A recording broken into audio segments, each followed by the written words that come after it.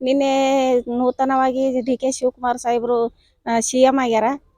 ಅವ್ರಿಗೆ ನಾವು ಸಿಂದಗಿ ತಾಲೂಕಿಂದ ಎಲ್ಲ ಮಹಿಳಾ ಘಟಕದಿಂದ ಅವ್ರಿಗೆ ಶುಭಾಶಯವನ್ನು ಕೋರ್ತೇವೆ. ಈಗ 3 ವರ್ಷ ಸಿದ್ದರಾಮಯ್ಯ ಸಾಹೇಬರು ಆಡಳಿತವನ್ನು ಒಳ್ಳೆ ಇದರಿಂದ ಮಾಡ್ಕೊತ ಬಂದಾರ. ಎಲ್ಲ ಜಾತಿ ಜನರು ಹಿಂದುವರ್ದವರಾಗಲಿ ಎಲ್ಲ ಜಾತಿಯವ್ರಿಗೂ ಅವರು ನಮ್ಮವರು ಅಂತ ಹೇಳಿ ಒಂದು ಮತ್ತು ಎಲ್ಲ ಗ್ಯಾರಂಟಿ ಯೋಜನೆ ಆಗಿರ್ಬೋದು, ಈಗ ವಿದ್ಯುತ್ ಆಗಿರ್ಬೋದು, ಎಲ್ಲರೂ ಎಲ್ಲ ಥರದಿಂದನೂ ಉಳಿಸ್ಕೊತ ಬಂದಾರ. ಮುಂದೆ ನಮ್ಮ ಡಿ ಕೆ ಶಿವಕುಮಾರ್ ಸಾಹೇಬ್ರು ಅದೇ ಥರ 2 ವರ್ಷ ಉಳಿಸ್ಕೊಂಡು ಹೋಗ್ತಾರ. ಮತ್ತು ನಮ್ಗೆ ಇಲ್ಲಿ ಸ್ಥಳೀಯ ಶಾಸಕರಾದಂಥ ಎಲ್ಲ ಇವು ಸಿಂದಗಿ ಸಿಂಗಾಪುರ ಅಂತ ಹೇಳಿ ಮಾಡ್ಯಾರ. ಅವರು ಈ ಸಿಂದಗಿ ಒಳ್ಳೆ ಅಭಿವೃದ್ಧಿ ಮಾಡಕತ್ತಾರ. ಅವ್ರಿಗೂ ಒಂದು ಇದು ಚಾನ್ಸ್ ಕೊಟ್ರಂದ್ರೆ ಅವ್ರ ಸಚಿವರು ಆ ಥರ. ಮತ್ತು ಈಗ ಡಿ ಕೆ ಶಿವಕುಮಾರ್ ಸಾಹೇಬರು ಅವ್ರಿಗೆ ನಮ್ಮ ಅಶೋಕನ ಮನಗೂಳಿ ಅವ್ರಿಗೆ ಒಂದು ಸ್ಥಾನ ಕೊಟ್ರಂದ್ರೆ ಮುಂದೆ ಇನ್ನೂ ನಮ್ಮ ಸಿಂದಗಿ ಅಭಿವೃದ್ಧಿ ಆಗ್ತದ. ನಾವು ಡಿ ಕೆ ಶಿವಕುಮಾರ್ ಬಳಿ ಏನಂದ್ರೆ ಈಗ ಮುಂದೂ 2 ವರ್ಷ ಅವರು ಆಡಳಿತಗಳನ್ನು ಸಿದ್ದರಾಮಯ್ಯ ಸಾಹೇಬ್ರು ಹೆಂಗೆ ಮಾಡ್ಯಾರ ಅದೇ ಥರನೇ ಅವರು ಮುಂದೆ ಉಳಿಸ್ಕೊಂಡು ಹೋಗ್ತಾರೆ. 2028ರಾಗ ಮತ್ತೆ ಇದು ಉಳಿಸ್ಕೊಂಡು ಹೋದಂದ್ರೆ ನಮ್ಮದೇ ಕಾಂಗ್ರೆಸ್ ಸರ್ಕಾರ ಆಗ್ತದೆ ಅಂತೇಳಿ ನಾನು ಹೇಳಕ್ಕೆ ಇಷ್ಟ.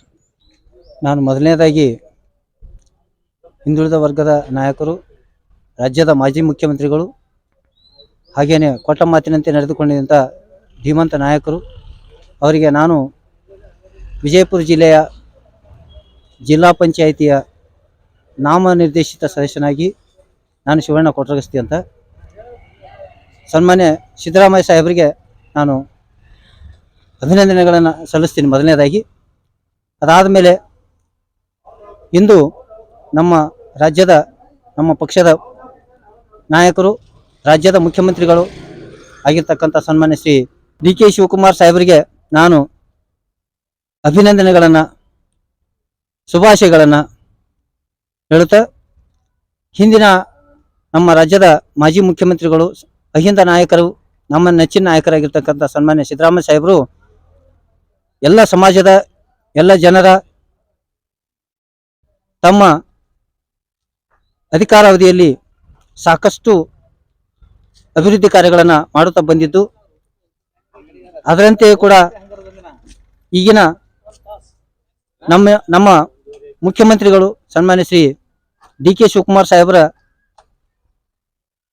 ಒಂದು ಅಧಿಕಾರಾವಧಿಯಲ್ಲಿ ಜನರ ನಿರೀಕ್ಷೆ, ನನ್ನ ನಿರೀಕ್ಷೆ ಏನು ಅಂತಂದರೆ, ಮೊದಲನೇದಾಗಿ ತಾವು ಹಿಂದೆ ಕೊಟ್ಟ ಮಾತಿನಂತೆ ಹೇಗೆ ನಮ್ಮ ಸರ್ಕಾರ, ಕಾಂಗ್ರೆಸ್ ಪಕ್ಷದ ಸರ್ಕಾರವು ನಡೆದುಕೊಂಡು ಬಂತು, ಎಲ್ಲ ಗ್ಯಾರಂಟಿಗಳನ್ನು ಜನರಿಗೆ ತಲುಪಿಸುವಲ್ಲಿ ಕಾಂಗ್ರೆಸ್ ಪಕ್ಷದ ಎಲ್ಲ ಕಾರ್ಯಕರ್ತರು, ಕಾಂಗ್ರೆಸ್ ಪಕ್ಷ ಕೂಡ ಅತ್ಯುತ್ತಮ ಕೆಲಸವನ್ನು ಮಾಡುತ್ತಾ ಬಂತು.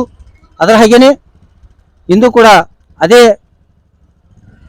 ರೀತಿಯಲ್ಲಿ ನಮ್ಮ ಮುಂದಿನ ಮುಖ್ಯಮಂತ್ರಿಗಳು ಸನ್ಮಾನ್ಯ ಡಿ ಕೆ ಶಿವಕುಮಾರ್ ಸಾಹೇಬರು ತಾವು ಕೂಡ ಅದನ್ನು ಮುಂದುವರಿಸಿಕೊಂಡು ಜನರ ಒಂದು ನಾಡಿ ಮಿಡಿತವನ್ನು ಅರಿಯುವಂಥ ಮಹಾನ್ ನಾಯಕರು. ಅವರು ಕೂಡ ಜನರ ಕಷ್ಟಗಳನ್ನು ಪರಿಹರಿಸುವಲ್ಲಿ, ಸಮಸ್ಯೆಗಳನ್ನು ಬಗೆಹರಿಸುವಲ್ಲಿ ತಾವು ಕೂಡ ಪ್ರಮುಖ ಪಾತ್ರವನ್ನು ವಹಿಸುತ್ತೀರಿ ಎನ್ನುವಂಥ ಆಶೆಯನ್ನು ಹೊತ್ತುಕೊಂಡು, ಅದಾದ ಮೇಲೆ ಇವತ್ತು ನಮ್ಮ ಸನ್ಮಾನ್ಯ ಶ್ರೀ ಡಿ ಕೆ ಶಿವಕುಮಾರ್ ಸಾಹೇಬರ ಮುಂದಿರುವ ಸವಾಲುಗಳು ಏನಂತಂದರೆ, ರೈತರ ಸಾಲ ಮನ್ನಾ ಮಾಡಬೇಕು. ರೈತರ ಎಲ್ಲ ಬ್ಯಾಂಕುಗಳಲ್ಲಿ, ಸರ್ಕಾರಿ ಬ್ಯಾಂಕುಗಳಲ್ಲಿ ಆಗಲಿ, ಸಹಕಾರಿ ಬ್ಯಾಂಕುಗಳಲ್ಲಿ ಆಗಲಿ, ಎಲ್ಲ ಬ್ಯಾಂಕುಗಳ ಸಾಧ್ಯವಾದಷ್ಟು ಮಟ್ಟಿಗೆ ಸಾಲ ಮನ್ನಾ ಮಾಡಿದ್ರೆ ರೈತರಿಗೆ ಒಂದು ಅನುಕೂಲ ಆಗುತ್ತೆ ಅನ್ನುವಂಥದ್ದು. ಅದರಂತೆ ಇನ್ನೇನು ಈ ವಿದ್ಯಾರ್ಥಿಗಳು, ನಿರುದ್ಯೋಗಿ ವಿದ್ಯಾರ್ಥಿಗಳು ನಮ್ಮ ಕಾಂಗ್ರೆಸ್ ಪಕ್ಷದ, ನಮ್ಮ ಸರ್ಕಾರದ ಒಂದು ನಿರೀಕ್ಷೆಯಲ್ಲಿದ್ದಾರೆ. ಏನು ಅಂತಂದರೆ, ನಿರುದ್ಯೋಗಿ ವಿದ್ಯಾರ್ಥಿಗಳಿಗೆ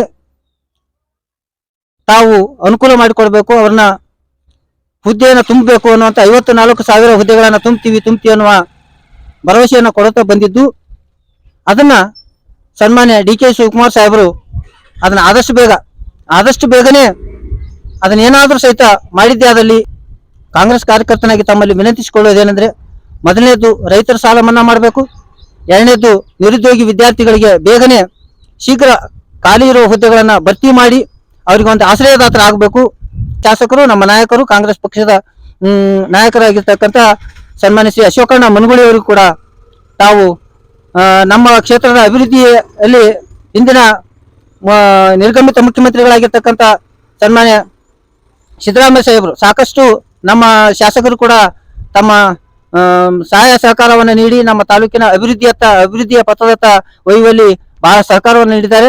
ಅದರಂತೆ ಕೂಡ ಸನ್ಮಾನ್ಯ ಡಿ ಕೆ ಶಿವಕುಮಾರ್ ಸಾಹೇಬರು ಕೂಡ ಸನ್ಮಾನ್ಯ ಶ್ರೀ ಅಶೋಕಣ್ಣ ಮನಗೂಳಿ ಅವರಿಗೆ, ನಮ್ಮ ಶಾಸಕರು, ನಮ್ಮ ನೆಚ್ಚಿನ ನಾಯಕರು ಅವರಿಗೆ ತಾವು ಕೂಡ ಸಹಕಾರವನ್ನು ನೀಡಿ ನಮ್ಮ ತಾಲೂಕನ್ನ ಅಭಿವೃದ್ಧಿಯಲ್ಲಿ ಮುಂಚೂಣಿಯಲ್ಲಿ ಬರುವಂತೆ ತಾವು ಸಹಾಯ ಸಹಕಾರವನ್ನು ನೀಡಬೇಕು ಅನ್ನುವಂಥದ್ದನ್ನ ನಾನು ಸನ್ಮಾನ್ಯ ಮುಖ್ಯಮಂತ್ರಿಗಳಲ್ಲಿ ಮನವಿಯನ್ನು ಮಾಡ್ತೇನೆ. ಅದರಂತೆ ಅಶೋಕಣ್ಣ ಮನಗೂಳಿ ಅವರನ್ನ ಮಂತ್ರಿ ಮಂಡಲದಲ್ಲಿ ಯುವಕರಿಗೆ ಆದ್ಯತೆ ಕೊಡುವಂತಹ ಒಂದು ನಿಟ್ಟಿನಲ್ಲಿ ತಾವು ಕೂಡ ಅಶೋಕಣ್ಣ ಮನಗೂಳಿ ಅವರಿಗೆ ಮಂತ್ರಿ ಸ್ಥಾನವನ್ನ ಕೊಟ್ರೆ ಈಗೇನು ಅಭಿವೃದ್ಧಿಯ ಪಥದತ್ತ ಅಶೋಕಣ್ಣ ಮನಗೂಳಿ ಅವರು ಹೆಜ್ಜೆಯನ್ನು ಹಾಕ್ತಾ ಇದ್ದಾರೆ.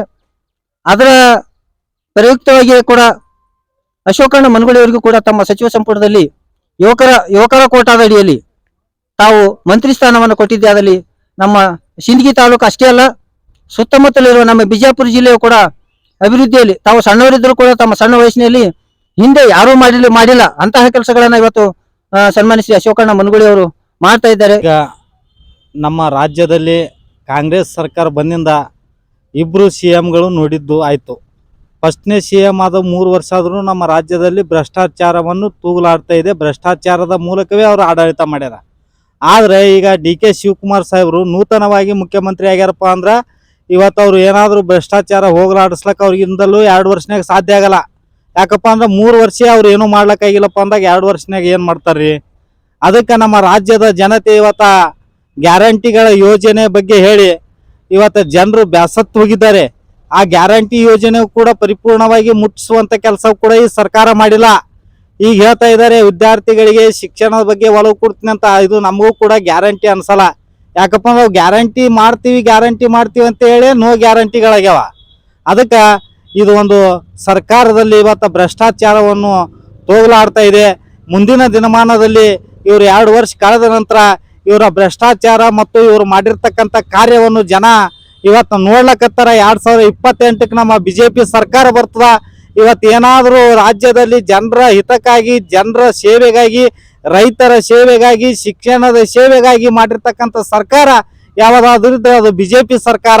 ಇವತ್ತು ಕಾಂಗ್ರೆಸ್ ಸರ್ಕಾರ ಏನಾಗಿಬಿಟ್ಟಿದೆಪ್ಪ ಅಂದ್ರೆ ಬರೀ ಕುರ್ಚಿಗಾಗಿ ಕಚ್ಚಾಟ ಮಾಡಿದ್ವಿ. ಇವರು 3 ವರ್ಷಗಳ ಕುರ್ಚಿಗಾಗಿ ಕಚ್ಚಾಟ ಮಾಡಿ ಇವತ್ತು ಜನರು ಇವತ್ತು ಬೀದಿಗೆ ಬರ್ತಕ್ಕಂಥ ಒಂದು ವಿಚಾರವನ್ನು ನೀವೆಲ್ಲರೂ ನೋಡ್ಲಕತ್ತೀವಿ. ಇವತ್ತು ರೈತ ಬಹಳ ಸಂಕಷ್ಟದಲ್ಲಿದ್ದಾನೆ. ರೈತರಿಗೆ ಸಂಪೂರ್ಣವಾಗಿರ್ತಕ್ಕಂಥ ಇವತ್ತ ಸರಿಯಾದಂಥ ಬೆಳೆಯನ್ನು ಕೊಡ್ತಾ ಇಲ್ಲ. ಇವತ್ತು ಬರಗಾಲ ಬಂತು, ವಾಸಲ ಪ್ರವಾಹ ಪೀಡಿತ ಬಂತು. ಮಳೆಯಿಂದ ಹಾನಿಗಾಗಿರ್ತಕ್ಕಂಥ ಬೆಳೆಗೆ ಸಂಪೂರ್ಣವಾಗಿ ಇವತ್ತು ಅವರು ಕಾಂಗ್ರೆಸ್ ಸರ್ಕಾರ ಪರಿಹಾರವನ್ನು ಕೊಡ್ಲಿಲ್ಲ. ಇವತ್ತು ರೈತರಿಗೆ ಪರಿಹಾರ ಕೊಡ್ತಕ್ಕಂಥ, ರೈತರ ಬಗ್ಗೆ ಕಾಳಜಿ ಹೊಂದತಕ್ಕಂಥ ಸರ್ಕಾರ BJP ಸರ್ಕಾರ. 2028ಕ್ಕೆ ನಮ್ಮ ರಾಜ್ಯದಲ್ಲಿ BJP ಸರ್ಕಾರ ಆಗೇ ಆಗ್ತದ. ರೈತರ ಪರಿಹಾರ ಮಾಡ್ತದ. ಇವತ್ತು ಮಕ್ಕಳಿಗೆ ಗುಣಮಟ್ಟದ ಶಿಕ್ಷಣ ಕೊಡ್ಲಿ. ಇವತ್ತು ಬಡವರ ಬಗ್ಗೆ ಕಾಳಜಿ ಹೊಂದತಕ್ಕಂಥ ಸರ್ಕಾರ BJP ಸರ್ಕಾರ ಆಗ್ತದ. ಅದೇ ರೀತಿಯಾಗಿ ಇವತ್ತು ನಿರುದ್ಯೋಗಿ ಅಂತಕ್ಕಂಥದ್ದು ಕಾಂಗ್ರೆಸ್ ಸರ್ಕಾರ ಬಂದಿಂದೆ ಬಹಳ ತೋಗಲಾಡ್ತಾ ಇದೆ. ಯಾಕಪ್ಪ ಅಂದ್ರೆ ಇವತ್ತು ಒಂದು ಅಪಾರ್ಟ್ಮೆಂಟ್ ಸರ್ಕಾರಿ ನೌಕರಿ ಇವತ್ತು ಯಾವತ್ತೂ ಭರ್ತಿ ಮಾಡಿಲ್ಲ. ಯಾಕಂದ್ರೆ ಅವ್ರು ಕಾಂಗ್ರೆಸ್ ಸರ್ಕಾರದವರು ಬರೇ ದೊಡ್ಡ ಗ್ಯಾರಂಟಿಗಳ ಬಗ್ಗೆನೇ ಹೇಳ್ತಾ ಇದ್ದಾರೆ. ಇವತ್ತು ನಿರುದ್ಯೋಗಿಗಳ ಸಂಖ್ಯೆ ಹೆಚ್ಚಾಗ್ಲಕ್ಕೆ ಇವತ್ತು ಕಾಂಗ್ರೆಸ್ ಸರ್ಕಾರ ಏನಾದ್ರೂ ಇವರು ನಿರುದ್ಯೋಗಿಯನ್ನು ತೊಲಗಿಸ್ಬೇಕು. ಇವತ್ತು ಏನಾದ್ರು ಸರ್ಕಾರದಲ್ಲಿ ಇವತ್ತು ಹೊಸ ಅಪಾರ್ಟ್ಮೆಂಟ್ ಆಗ್ಬೇಕಂದ್ರೆ ಅದು ಮುಂದೆ 2028ಕ್ಕೆ BJP ಸರ್ಕಾರ ಬಂದಿಂದ ನಿರುದ್ಯೋಗಿ ಸಮಸ್ಯೆ ಹೋಗ್ಲಾಡ್ತದ ಅಂತಕ್ಕಂಥ ಮಾತನ್ನು ಹೇಳ್ತಾ ಇದ್ದೀನಿ. ಇವ್ರು 2 ವರ್ಷದಾಗ ಇವತ್ತು ನಿರುದ್ಯೋಗಿ ಸಮಸ್ಯೆ ಹೋಗ್ಲಾಡ್ಸ್ಲಕ್ಕಾಗಲ್ಲ. ಇದು ಖಂಡಿತವಾಗಿ ನಾನು ಹೇಳಲು ಇಷ್ಟಪಡ್ತೀನಿ. ಅದೇ ರೀತಿಯಾಗಿ ನಮ್ಮ ಸಿಂದಗಿ ಮತಕ್ಷೇತ್ರದಲ್ಲಿ ಕೂಡ ಮುಂದಿನ ದಿನಮಾನದಲ್ಲಿ ರಮೇಶ್ ಬೂಸ್ನೂರ್ ಸಾಹೇಬರು ಖಂಡಿತವಾಗಿ MLA ಆಗ್ತಾರ. ಇಲ್ಲಿರ್ತಕ್ಕಂಥ ರೈತರ ಬಗ್ಗೆ, ಶಿಕ್ಷಣದ ಬಗ್ಗೆ, ನಿರುದ್ಯೋಗಿ ಬಗ್ಗೆ, ಇವತ್ತು ಹಳ್ಳಿಯಲ್ಲಿ ಇರ್ತಕ್ಕಂಥ ಸಮಸ್ಯೆಗಳ ಬಗ್ಗೆ, ಇವತ್ತು ರೋಡ್ಗಳ ಬಗ್ಗೆ, ಇವತ್ತು ಹಲವಾರು ಸಮಸ್ಯೆಗಳು ಸಿಂದಗಿಯಲ್ಲಿ ತೋಗಲಾಡ್ತಾ ಇದಾವೆ. ಆ ಸಮಸ್ಯೆಗಳು ಪರಿಹಾರ ಆಗ್ಬೇಕಪ್ಪ ಅಂದ್ರೆ ಮುಂದಿನ ಬಾರಿ 2028ಕ್ಕೆ ರಮೇಶ್ ಬೂಸ್ನೂರ್ ಸಾಹೇಬರು BJP ಪಕ್ಷದಿಂದ MLA ಆದಾಗ ಮಾತ್ರ ತೋಗಲಾಡ್ತದ. ಅದು ಉತ್ತರ ಕೊಡ್ಲಕ್ ಜನರು ಸಿದ್ಧ ಆಗ್ಯಾರ. ಶತಾಯಗತವಾಗಿ ರಮೇಶ್ ಬೂಸ್ನೂರ್ ಅವರು BJP ಪಕ್ಷದಿಂದ ಶಾಸಕರಾಗ್ತಾರ ಅಂತಕ್ಕಂಥ ಮಾತನ್ನು ಕೂಡ ಸ್ಪಷ್ಟಪಡಿಸ್ತಾ ಇದ್ದೇನೆ. ನೂತನವಾಗಿ ಡಿ ಕೆ ಶಿವಕುಮಾರ್ ಅವರು ಮುಖ್ಯಮಂತ್ರಿ ಆಗಿದ್ದಾರೆ. ಅವರಿಗೆ ಶುಭಾಶಯವನ್ನು ಹೇಳುತ್ತೇವೆ. ಸಿದ್ದರಾಮಯ್ಯರು 3 ವರ್ಷದಿಂದ ಎಲ್ಲ ಗ್ಯಾರಂಟಿಯನ್ನು ಕೊಟ್ಟು ಚೆನ್ನಾಗಿ ಇದು ಮಾಡಿದ್ದಾರೆ. ಈಗ ಡಿ ಕೆ ಶಿವಕುಮಾರ್ ಅವರು ಅದೇ ಮುಂದುವರಿಸಬೇಕು.